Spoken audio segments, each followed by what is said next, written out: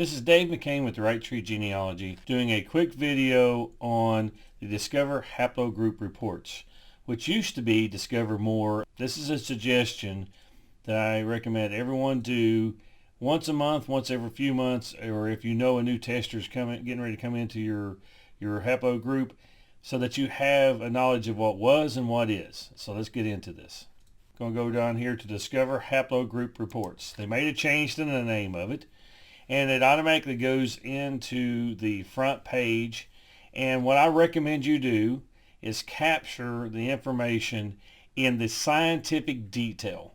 That's the one thing this is recommending. You can look at every one of these, the country frequency, the noble connections. All those are interesting pieces of information to research and understand. But the real place to look is in the scientific details, at least in my recommendation. What I recommend to do is take a screenshot of this detailed information here on this page. Once you get that detailed information, I also recommend you click on the Variants tab. The reason I say to do this, if it just so happens that you have a new tester come in and they break up one of your haplotree blocks, you can see how it disappeared off of there and what the additional data is. The next thing you would do here is, once you grab this information, you know what the mean is, the 95% confidence interval is. You go back to history, and at the top of this page, click this button just below the header of the one that you're looking at.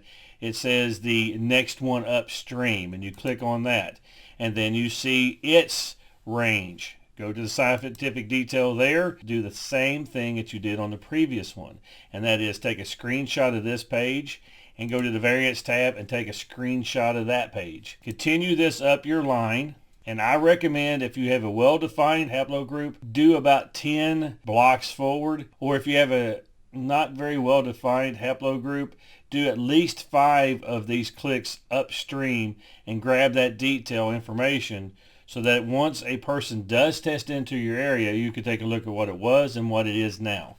And here's a screenshot of that page again. On the next one up, the FT27699, and you go to the Variants tab, click that. If you notice, on mine at this point, each one of them have only one SNP. So they've been broken out one SNP at a time, up, one SNP, one SNP.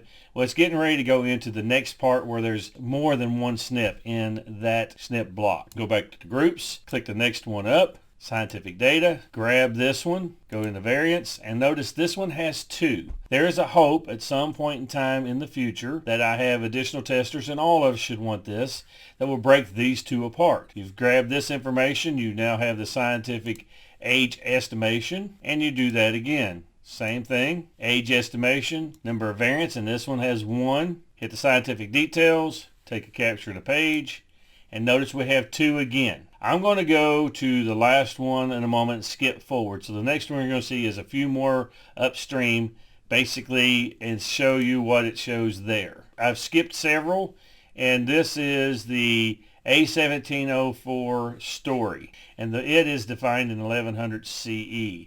Well, once we click on this one, scientific detail, we snag this information, and this is where it gets interesting. You click on that page and you find this entire very long list of 30 plus SNPs listed. That tells you, obviously, you've hit a major roadblock there, and that's why I wanted to show you this one.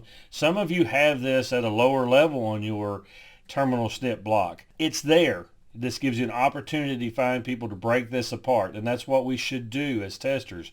Try to find individuals to break this apart. Also, I want to make a note here on this A1705.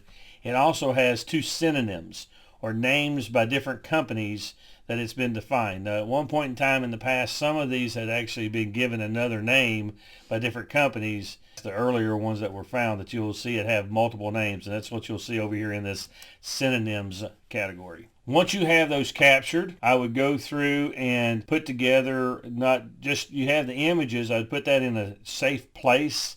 What you gain by doing this is, as a new tester tests into your haplogroup and downstream, possibly into your terminal SNP area, or upstream slightly of you, you'll see a breakout of additional SNPs, and your estimates will change. Each time you get new testers into your area, you could have the strong potential of having a date change. Instead of 1100 CE as they show it, it could move it forward to 1200, or it may move it backwards to 800. Keep those numbers so you can see what's going on. Just because you don't gain someone directly in your terminal SNP does not mean there's not going to be a change. There will be changes, not only by FTDNA's changing in the way they calculate the date range and estimates, but also by the fact that we gain testers upstream of this. If you like this kind of content, please give it a like, subscribe, and let's continue learning together.